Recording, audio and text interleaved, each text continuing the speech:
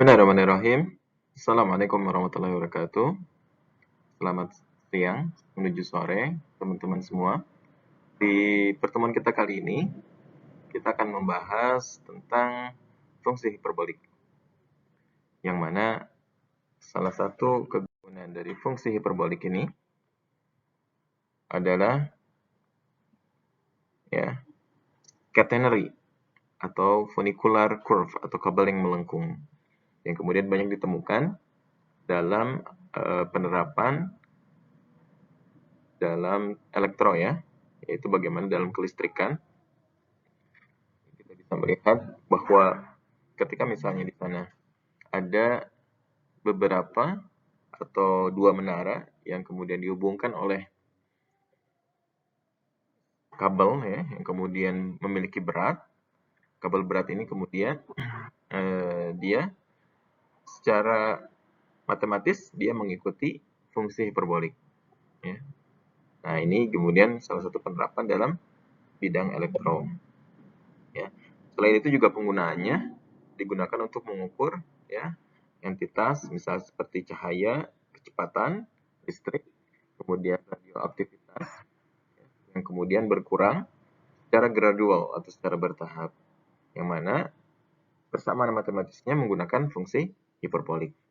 Dan yang paling populer adalah, yang paling terkenal adalah ini, catenary. Nah, ini juga bisa menjadi salah satu bahan karya tulis ilmiah bagi teman-teman untuk kemudian meneliti kabel tegangan tinggi misalnya atau kabel telepon menggunakan persamaan hiperbolik.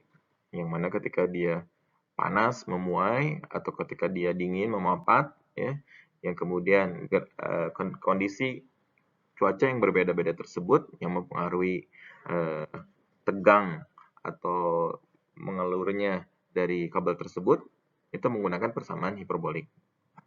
Nah, teman-teman bisa mencoba untuk mencari tahu. Sebagai gambaran bahwa dalam catenary problem ini jika ada seutas kabel yang kemudian memiliki menaranya masing-masing memiliki ketinggian yang sama, maka ketika memiliki ketinggian yang sama seperti ini dia bisa memenuhi suatu persamaan hiperbolik dengan fungsi Y sama dengan C ditambah A cos H X per A, di mana cos H ini adalah suatu fungsi hiperbolik. Apa itu fungsi hiperbolik? Nanti kita akan pelajari Tapi yang pasti di sini ketika dia melengkung ketika misalnya memuai maka dia melengkung Kemudian ketika dingin dia merapat. Sama halnya ketika kita lihat di antara sambungan-sambungan rel kereta api selalu ada celah. Nah, celah itu digunakan untuk toleransi dalam ketika misalnya si besi itu memuai. Tentu ketika memuai dia lebih lebar. Ketika dia memapat atau lebih mengecil maka kemudian akan kembali ke bentuk semula. Nah, seperti itu. Makanya di setiap besi rel kereta api selalu ada celah yang digunakan untuk proses pemuaian. Bayangkan kalau misalnya tidak ada celah, maka besi akan melengkung sehingga tidak lurus lagi. Seperti itu.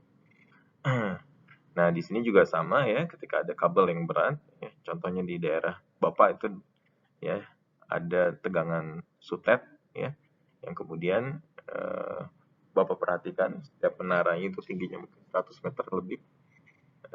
Kemudian masing-masing kabel itu sangat berat sekali. Nah, pasti ada pergerakan yang dinamis karena proses pemuaian cuaca atau iklim. Ternyata memenuhi suatu persamaan hiperbolik. Seperti itu.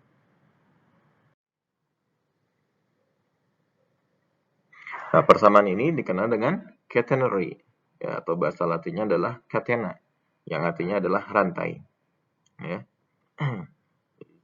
Kalau bisa berdasarkan informasi dari misalnya PLN kita bisa lihat tegangan yang kan di sini 30 kV sampai 380 kV untuk menara. Nanti ada menara yang jenis yang lain Ini adalah jenis yang double circuit single earth wire, ya, seperti itu.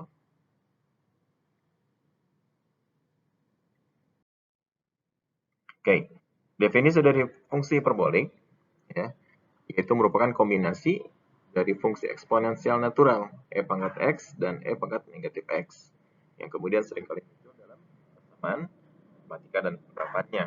Ya. Kemudian kita bisa melihat bahwa banyak kemiripan dari fungsi kombinasi ini dengan fungsi trigonometri, bentuknya atau hubungannya misalnya. Kita bisa melihat fungsi trigonometri punya hubungan dengan fungsi lingkaran. Maka kalau fungsi hiperbolik dia punya hubungan bukan dengan lingkaran tapi dengan hiperbola. Di sini kemudian mengkombinasikan antara pangkat x dan pangkat negatif x, ya. Maka dengan alasan tersebut, karena dia berhubungan dengan hiperbola, maka kemudian kita namakan ada sinus hiperbolik, kosinus hiperbolik, dan tangen hiperbolik, dan seterusnya. Yang didefinisikan sebagai berikut, ya. Sin hx, ya, sebagai e pangkat x negatif e pangkat negatif x, ya, dibagi 2.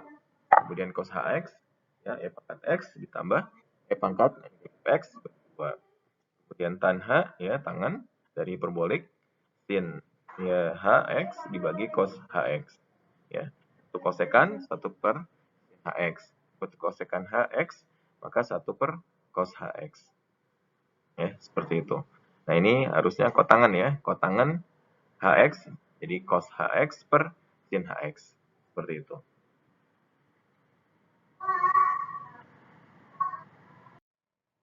Nah, bagaimana bentuknya, ya, bentuk dari sinus hiperbolik.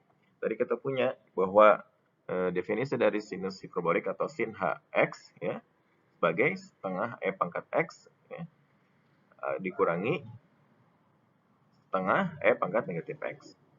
Nah, ini yang merah ini adalah fungsi atau yang hitam adalah fungsi setengah e pangkat x. Sedangkan yang biru negatif setengah e pangkat x, ya. Nah, kemudian kalau untuk fungsi sinus hiperboliknya, maka kita bisa melihat, ya, merupakan gabungan dari dua fungsi tersebut adalah yang warna merah, ya, seperti ini, ya. Kita bisa melihat bahwa, ya, daerah hasilnya yang awalnya setengah e pangkat x ini, ya, daerah hasilnya adalah dia selalu lebih besar dari 0. Nah, sedangkan nanti yang negatif setengah e pangkat x, dia daerah hasilnya selalu lebih kecil dari 0. Sedangkan menghasilkan nanti di sini suatu fungsi, ya, sin hx yang mana daerah hasilnya atau range-nya itu, ya, merupakan bilangan real, ya, merupakan bilangan real, seperti itu. Nah, ini untuk sinus hiperbolik. Bagaimana yang kosinus hiperbolik? Nah, misalnya kita punya seperti ini. Ini kita punya tadi, ya, yang ini setengah e pangkat x. Kemudian kalau yang ini setengah e pangkat negatif x, ya. Yang masing-masing daerah hasilnya itu adalah lebih besar dari 0. Ya, sedangkan di sini menghasilkan suatu fungsi, ya, cos hx, ya. Cos hx, ya. Cos hx ini dia daerah hasilnya lebih besar atau sama dengan 1, ya. Jadi tidak menyentuh bawah. Maka kita bisa melihat ini hiperbolik, ya, hiperbola. Ini untuk yang kosinus dari hiperbolik.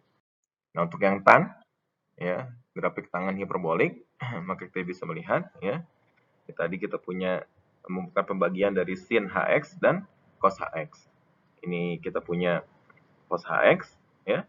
Kemudian kita punya di sini juga sin hx, ya, sin hx, maka menghasilkan tan hx. Yang mana daerah hasilnya menarik di sini. Daerah hasilnya yaitu dia di antara negatif 1 sampai 1. Sehingga garis Y sama dengan negatif 1 sebagai asimtot dari garis grafik dari tan hx. Maupun juga Y sama dengan 1. Dia sebagai asimtotnya. Asimtotnya. Seperti itu untuk grafiknya dari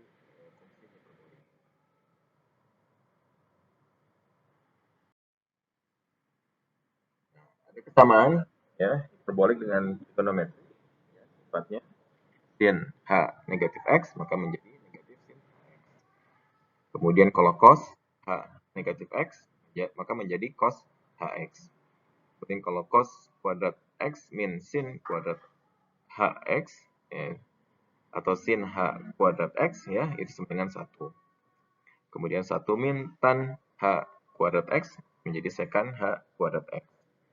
Kemudian kalau untuk penjumlahan dua sudut, ya, maka kita punya bentuk yang hampir mirip dengan yang dimiliki dalam trigonometri. Ya. Sehingga ini memenuhi atau mengawetkan sifat-sifat yang ada pada trigonometri. Ya, seperti itu. Nah, bagaimana turunannya?